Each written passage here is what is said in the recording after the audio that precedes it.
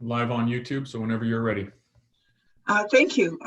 Good morning, everybody. And it's almost 9:30. Oh, it is 9:30. So I'd like to call our March 30th Emergency Council meeting to order.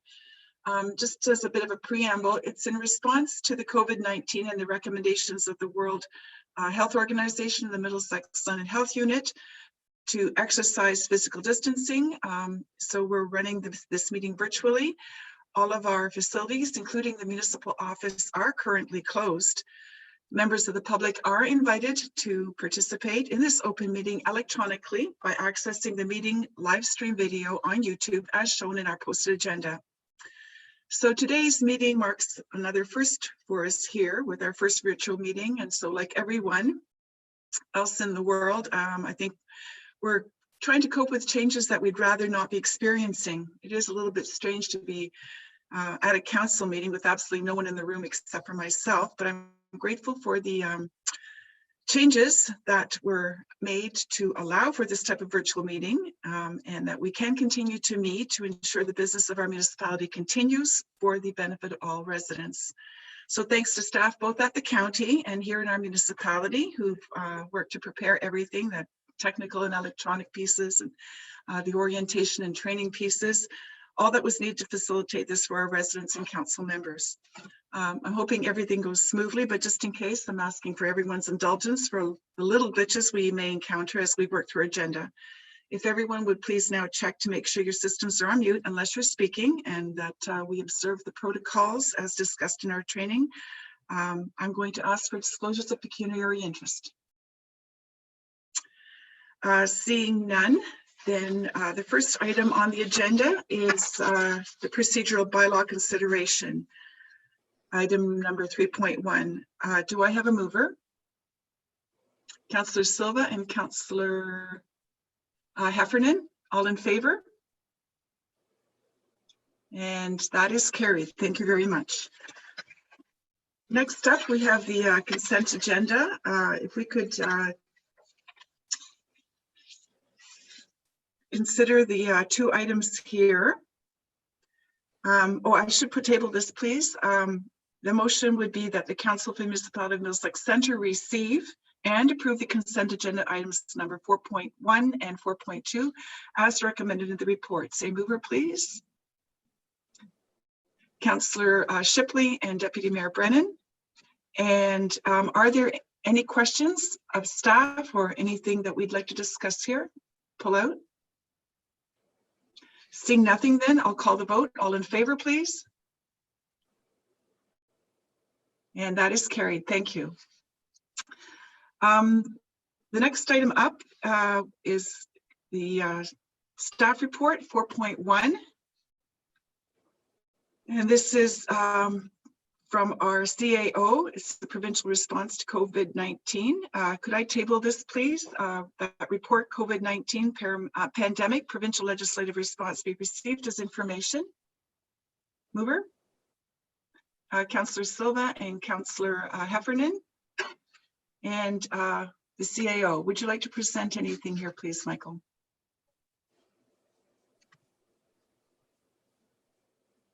Michael, you're on mute. Thank you, Madam Mayor. In response to item 5.1, it's in response to our procurement policy. And since we declared a state of emergency a couple of weeks ago, if there are any tenders or RFPs that come in over our prescribed amount in our bylaw, this recommendation report just provides me the authority to go ahead and issue those tenders or services to continue with the operations of the municipality. If there are any services that I believe should be put off in conjunction working with the directors, I will do so. But this is just to ensure that we can provide the services since we don't have any foreseen council meetings. As always, I will be reporting to council on any of these issued tenders or RFPs that are signed off once we do reconvene at our normally scheduled council meeting. Are there questions for the CAO? Councillor Silva, anyone else? Councillor Heffernan? Okay, we'll start with Councillor Silva and then we'll move to Councillor Heffernan. Through you, Madam Mayor, I'm fine with this. I'm not seeing, I guess maybe there's no anticipation here of maybe how many purchases might fall under this over the next quarter or so. And I'm not seeing any new upward limit, hard cap where you'd still want to come back to council, like, it exceeding, 125,000 to work with the department head, and still getting tenders or quotes. That's fine. But like, I'm curious how many purchases you anticipate might fall under this emergency order, and why there's no, suggested hard cap here, because, especially if it's something outside of the existing budget for 2020. Through the chair, to answer the first question, right now, we don't foresee any tenders that are outside of the budget that will be coming through. So this is only in relation to any services that we require that would be in response to our declaration. I'm hoping that we don't have very many, if at all, since many of the operations that we're doing right now do fall within the procurement policy. So I don't foresee very many, but this just makes sure that I'm reporting properly. As for the second part of your question, in terms of an upper limit amount, I don't know what the exact answer is to that question right now, only because we haven't experienced any services that do go beyond 125,000. But if they do fall within our current budget that's been approved, I will work within those limits. If it goes beyond that, for any projects that we do have that are coming forward, then what I'll do is I'll suspend them and then report back at a later date. Councillor Heffernan? Yeah, I was thinking of the same thing that Derek was, but I was also wondering, is this because we're not expecting to have regular meetings for some time, or is this just to cover us just in case we don't or we can't? Through the chair, that's correct, Councillor Heffernan. It's just to make sure that we can continue with our business, just because it's unforeseen right now during this pandemic, where we don't have any meetings scheduled in the foreseeable future. I'm hoping that our operations can reconvene in within the next month. However, if there is something that comes between that time period, just want to make sure that we can carry forward. Okay, thank you. We have Councillor Scott and then Councillor Shipley. Councillor Scott, if you want to start. Yes, through the mayor to Michael. My question is, if we do need to have another meeting like we're doing right now to go over some things, is that possible to do? Through the chair, absolutely, Councillor Scott. And that's probably how we would reconvene, is we'd call another emergency meeting. And if there's any tenders that are way in excess of our planned budget, that's definitely an opportunity for me to report back. Thank you. Councillor Shipley? Through the mayor to Michael. Michael, are we going to move forward with all tenders and RFPs, or are we going to start prioritizing what is more important? Through the chair, yes. To Councillor Shipley, yeah, that's how through our budget process, working with the department heads, we will definitely evaluate in terms of what is essential and what we need to do to carry the municipality forward. For everything else, we're going to have to just suspend, and we'll let it go for a month and just plan our capital projects accordingly. Is there any other question? Seeing none, I apologize to the clerk. I read the wrong motion. So this motion is that the Chief Administrative Officer be provided with delegated authority under the Municipal Procurement Bylaw during the municipal emergency declaration to proceed with purchases and or services above the thresholds in the procurement bylaw. We can go ahead and take a vote on that then. All in favor? Opposed? Seeing none, that is carried. Moving to item number 5.2. The recommendation before us is that staff be directed to proceed with a number of adjustments. If we could table this item for discussion, a mover, please. Councillor Shipley and Councillor Scott, and to Michael, the CAO. Would you like to present your report? Yeah, thank you, Madam Mayor. I'll start the opening part before I hand it over to the treasurer.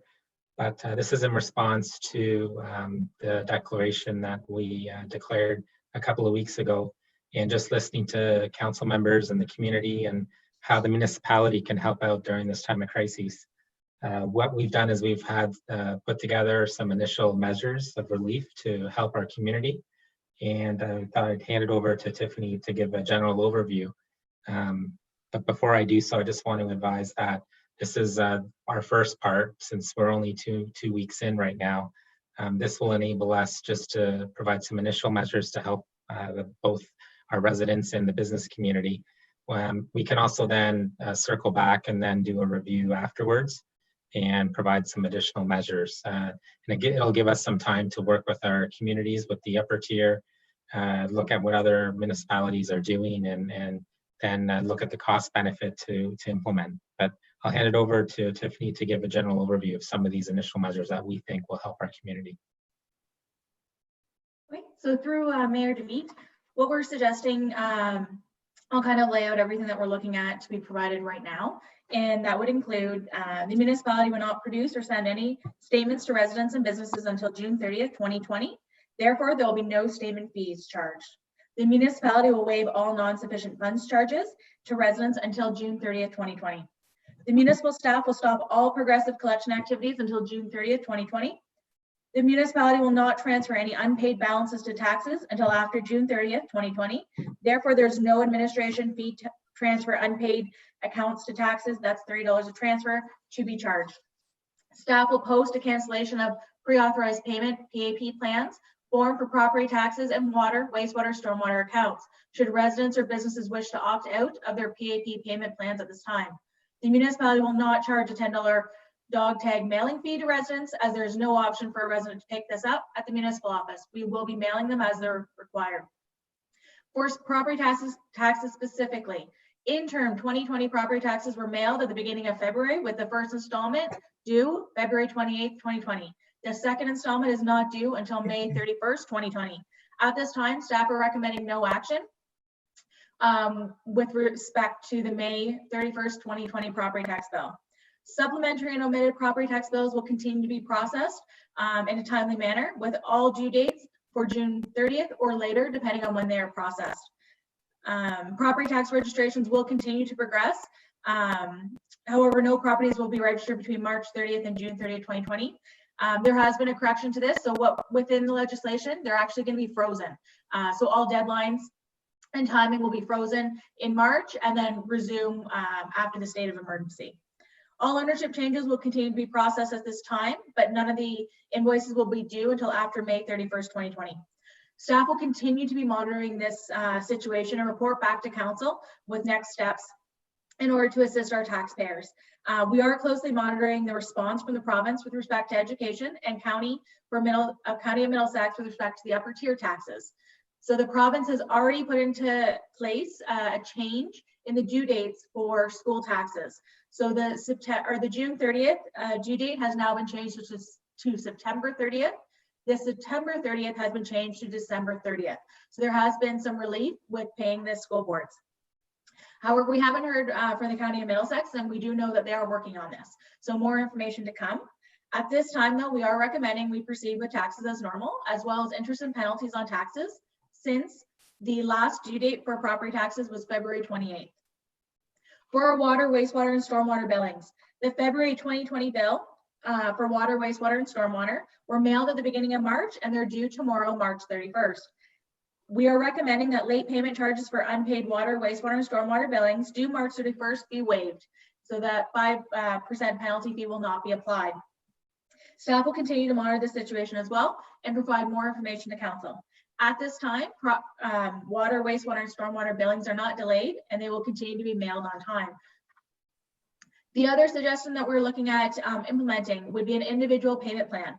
So at this time, we're recommending that the manager of finance, as well as the director of corporate services, can enter into a payment arrangement with residents and local businesses with respect to property taxes, water, wastewater, and stormwater to provide financial support to those impacted by COVID-19. It's recommended that the payment plans be offered to everyone in the municipality.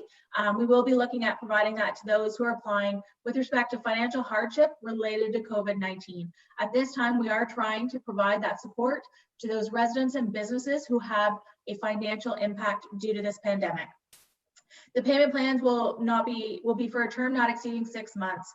So we will be looking at a short-term measure, and should the state of emergency last a lot longer, we're going to be continuing to monitor this, and more information will come back to council. At this time, interest and penalties on future installments and invoices may be waived or reduced. It is important to note that this is available to all residents and businesses within Middlesex Center. So that under the legislation, we do have to ensure that everybody is getting an equal treatment. What we want to be doing here is helping those in the community impacted by COVID-19. We're not looking at a blanket response at this point. We're trying to support those that are actually in need within the community, and the municipality would like to proceed with these measures.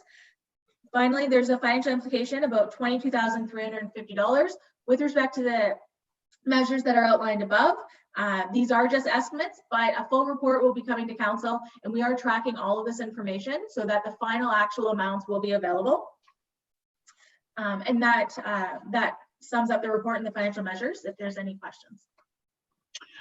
Thank you for that report, Tiffany. Are there questions from council? We'll start with Councillor Heffernan and Councillor Silva.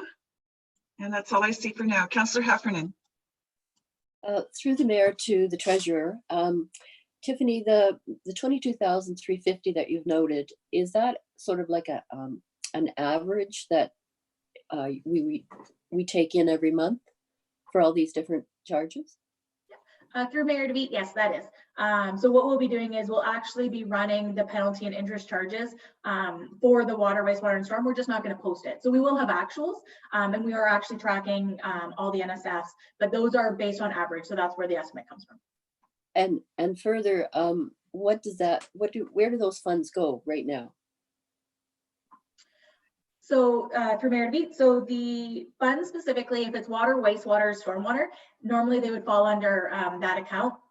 However, some of them do fall under general revenue, as the water, wastewater interest and penalties is applied by a municipal employee that's supported by the tax rate.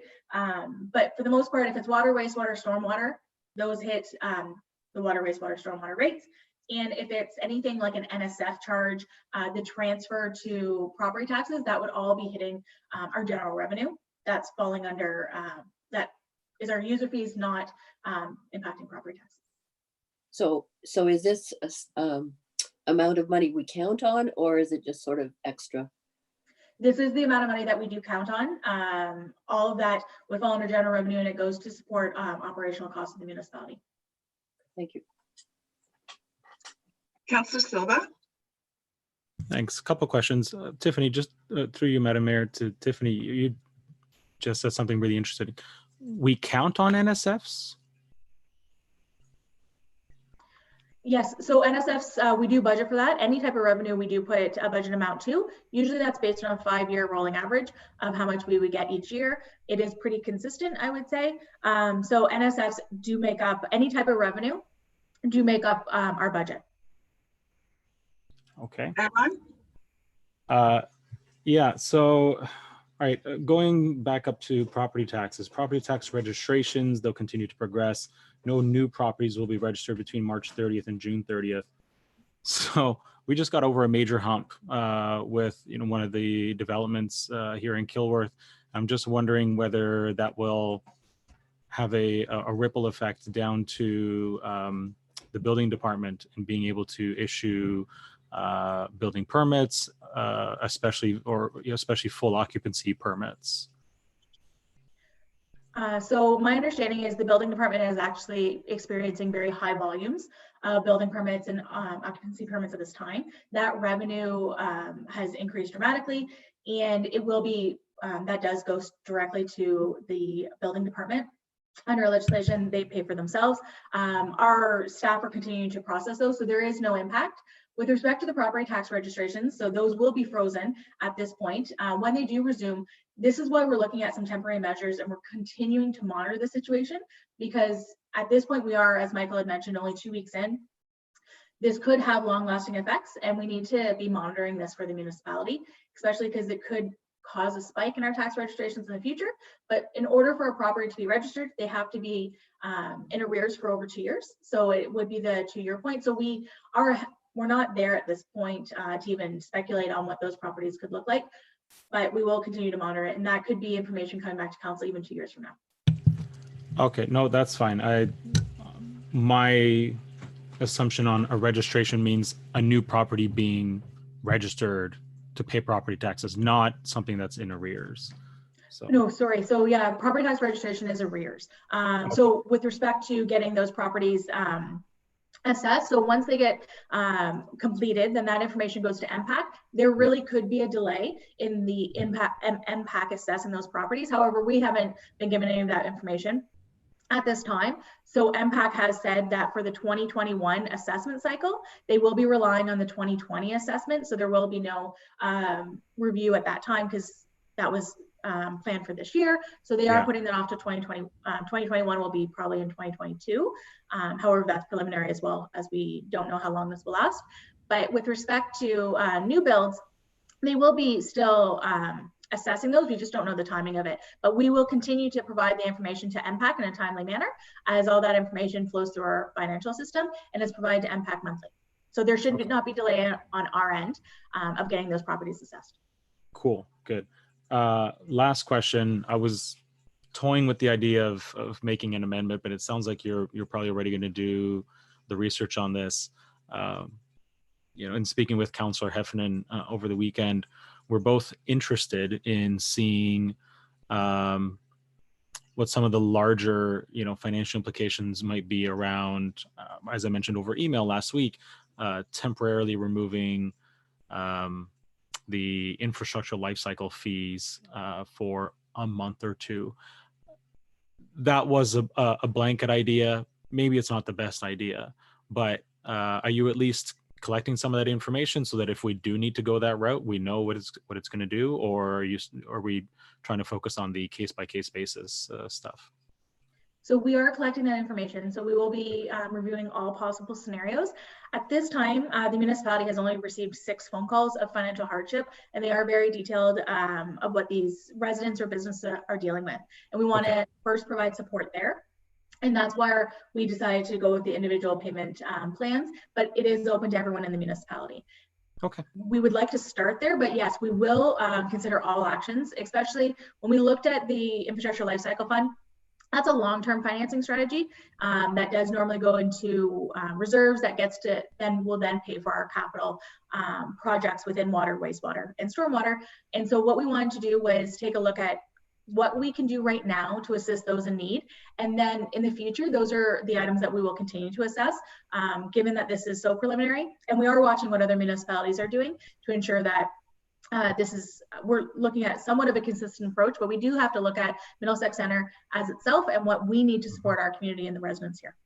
Right. Yeah. Well, and that's why I thought about it in the first place. Like for some people, it's, roughly half the bill. So it would be quite a bit of relief if they needed it. But yeah, as long as we've got it in mind and it's something we will consider if we need to, then that's fine. Thanks. Yeah. And I do ask that all council members, when you're hearing specific issues from residents, please suggest that they call the municipal office and they do talk to staff. We are here to assist them. And I know a lot of people will go to council members, and so they should. But if they do need individualized support, we are here to support them. Please direct them to us at the municipal office. Are there other questions from other councillors? Well, seeing none, then Debbie has a question. Oh, Debbie, I see you waving now. Sorry. Hello, through the mayor to council, I would like to propose an amendment to what has been proposed. I would like to propose that we extend the waiving of the fees for the water bills and wastewater and stormwater until at least the end of April. The reasoning is we have some residents that are probably going to be qualifying for the funds that have been released by the federal government, and the timeline on that is not concrete. So for people who are in dire need, they may not even know what their actual cash situation is for some weeks. So I would like to amend the waiving from March 31st to April 30th.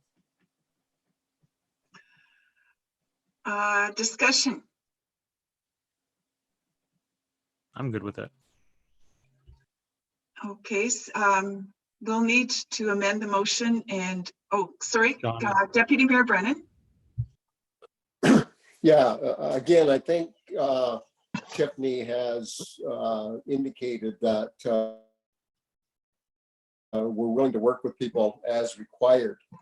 To make a blanket exemption across the township when there's many people that aren't in that situation where they need the relief, only puts more of a financial burden on the municipality.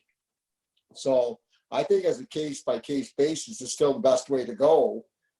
Anybody that needs the help, we're more than willing to give it to them. But there's so many people out there and that don't require this help. Make a blanket coverage like this, I think only hurts municipality financially. And I think we want to try to avoid that if we can too. Thank you, Deputy Mayor.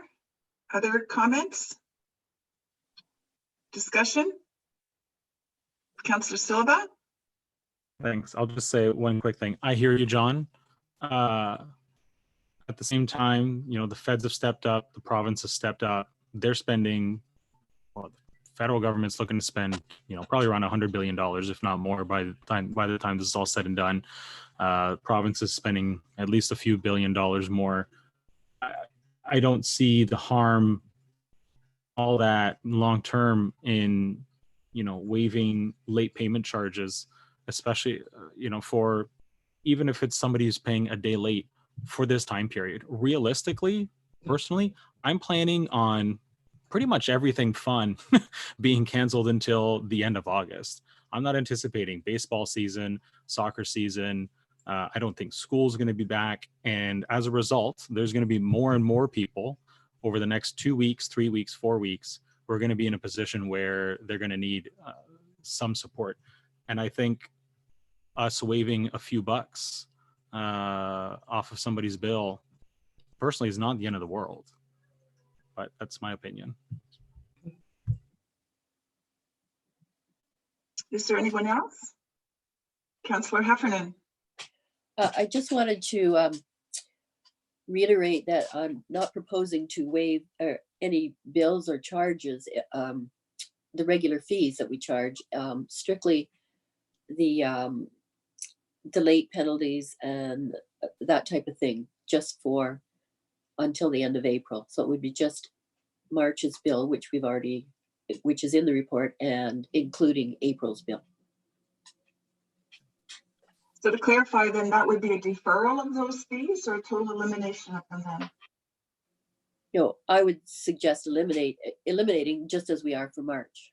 Okay. So if anyone's late paying or then they wouldn't have to pay those fees. Okay. Deputy Mayor Brennan. Yeah, I think Tiffany has stated that in the under 5.2 financial relief measures that no overdue account statements would be issued to the end of June. So if someone's overdue on their account, it's just not to the end of March or end of April. We're not going to, according to that, issue any statements till the end of June. So I think they're covered till the end of June, aren't they, Tiffany? That's property taxes. Just to clarify, through Mayor DeVete, so what Debbie is looking at adding is under the recommendation, the first point says late payment charge on unpaid water, wastewater, stormwater billings due March 31st, 2020 be waived. Debbie is looking at adding due March 31st and April 30th be waived. That would be an additional $3,800, $3,900 estimated loss in revenue. what she's looking at doing is providing that clarity to our residents at this time, that they don't have to worry about it for March 31st as well as April 30th. If you can still pay, we do recommend that you continue to pay. However, we won't be charging interest and penalties on those water, wastewater, and stormwater fees. With respect to statements, John, we will not be issuing any statements. Residents are more than welcome, residents and businesses, to call the municipal office if they're unsure of their amount.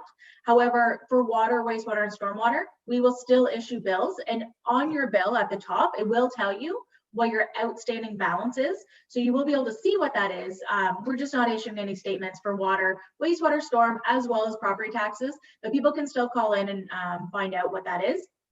But I think what Debbie's just suggesting is looking at penalties and interest for water, wastewater, and storm to be waived similar to March 31st for the April 30th. So at this point, it would be 2 months of interest and penalties on water, wastewater, and storm only.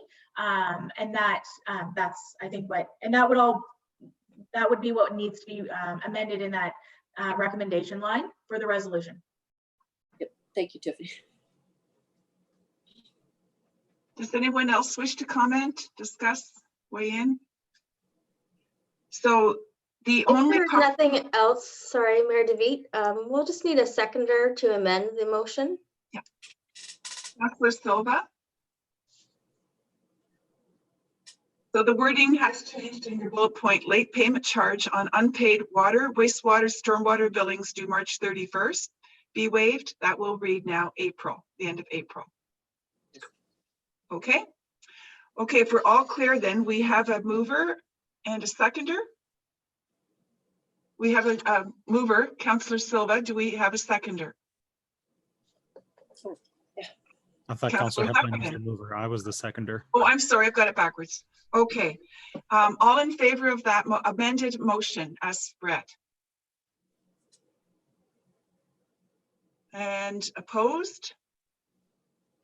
Okay, that is carried then. We will amend that to April. Thank you, clerk.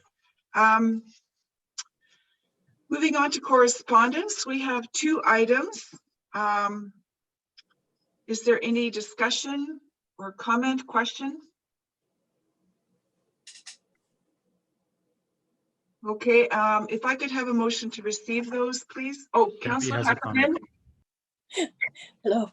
I just wanted to comment on the one from the province, the reassessments, the property tax, the impact things aren't going to take effect until 2021 instead of 2020. So I just noticed that when flipping through it. That's a good thing. Well, they'll catch up anyway. Yeah. Yeah, and we may have to implement the changes over a shorter time. Okay, so if there's nothing else, then a mover to receive. Councillor Shipley and Councillor Heffernan, all in favor? And that is carried. Thank you. Is there anything from County Council that you'd like to comment on, Deputy Mayor Brennan? No, not really. It was a pretty short meeting. Again, it was a video meeting, more or less just to bring us up to date on what the county was, how the county was making out. And there was some discussion about looking at the tax relief thing at the next meeting we have. There's an announcement of the Community Wellbeing Committee, which is consists of the lower tier CEOs, the warden, Adrian Cornelius, the deputy mayor from Park Hill or North Middlesex, and Kara Finn. They're on that committee to look into that. Strathmere Lodge is going to be looking at making improvements to people at the lodge. They were a little underscored on that. So they're looking to make some improvements on that. And the next county council meeting is scheduled for April the 14th. And that's about all there was. Thank you for that. Are there any questions of the deputy mayor? Seeing none, then thank you for that. Next, we have the confirmatory bylaw.